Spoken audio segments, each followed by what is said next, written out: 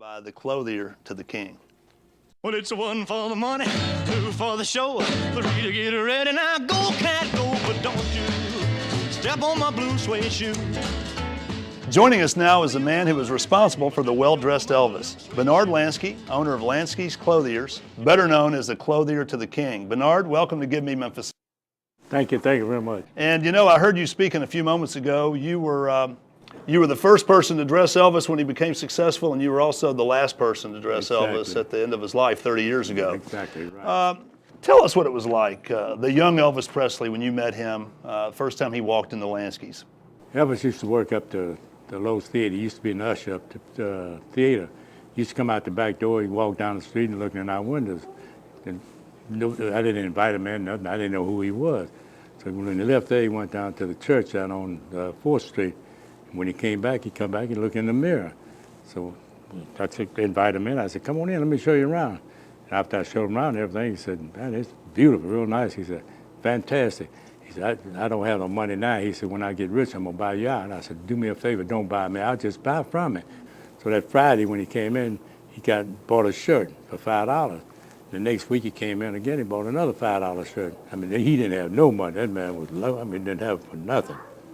But it was a nice young man. And as he got more and more famous and more successful, he stayed very loyal to Lansky's. Is that correct?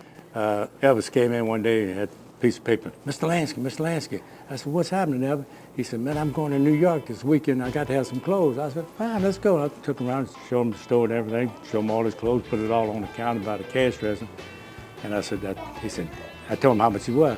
Elvis said, man, that's a lot of money. He said, but I don't have no money. I said, don't worry about it. We'll take care of you, Elvis. You leaving, you're going to New York. You're going to be on Ed Sullivan, Tommy Dawson, Jimmy Dawson. He came in. I got all his clothes ready for him, everything to go to New York. So that Saturday night, we had a black and white TV on the ceiling. And man, that store was packed with Elvis. Man, that guy was shaking. I ain't never seen him. I didn't know what the hell he was doing, you know. But he was good, I tell you that. And everybody started crowding around, man. The store was so crowded, fantastic. He was obviously a well-dressed man, but you know, some of the clothes he wore weren't clothes that you saw everybody on the street wearing. Obviously, would you have to special order a lot of these things? We had special, exactly, something different. Every time he come in, it had to be something different. When he walked in, he wanted something. What we got this time? Fine, you got anything you want. Some of these clothes being displayed here today, I think, came out of your store. Would he kind of have clothing in his mind, and he would say, Bernard, go find this for me, or would he describe things that he would want? We were in the market all the time. We go to New York all the time for buying for the stores. And as we go through there, we see something we like. First thing he came out with had piece goods, mohair, silk and wool, stuff like that he liked, real silky stuff, real shiny stuff and things like that.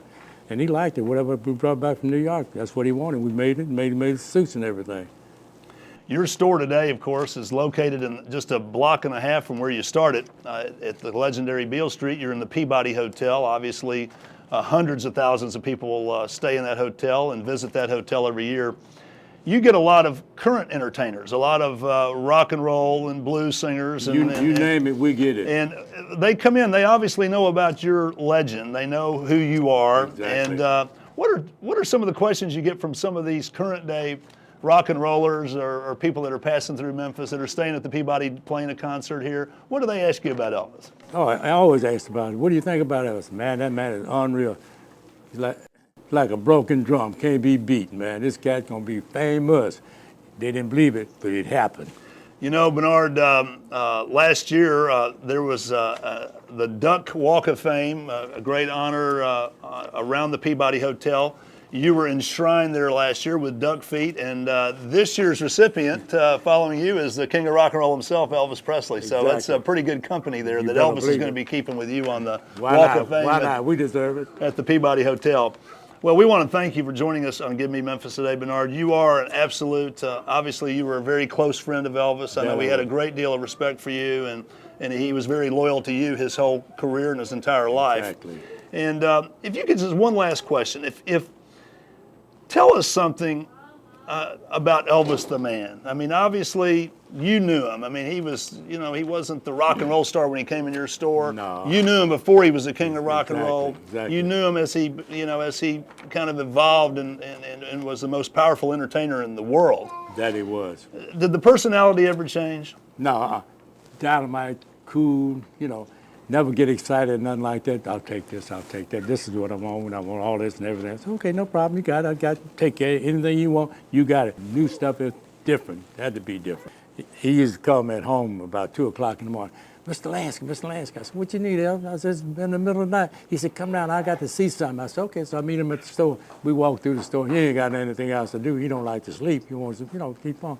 I said, this is what he wants. This is fantastic.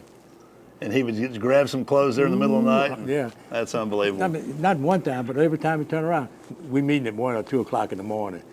Did we have merchandise coming? He couldn't wait till the store opened. He had to be there at 1 o'clock or 2 o'clock in the morning. That's fantastic. Probably it was better for the clientele for you that he wasn't there during the daytime. Probably that you better had a hard time selling clothes with Elvis in the building. There'd be so many people out in the front door looking in. They want to come. Can we come in? I said, well, we unlock the door. There won't be another couple of hours, so don't worry about it. Just play it cool in the pool and there'll be no food. Play it cool in the pool. There you go. Well, that's great. Well, thank you, Bernard, for joining us again in Memphis. My pleasure. And thanks for keeping the spirit of Elvis alive. Always. That's my number one man. I'm number 2 trying to be number 1. Well, of course, there's more here to Graceland than just these beautiful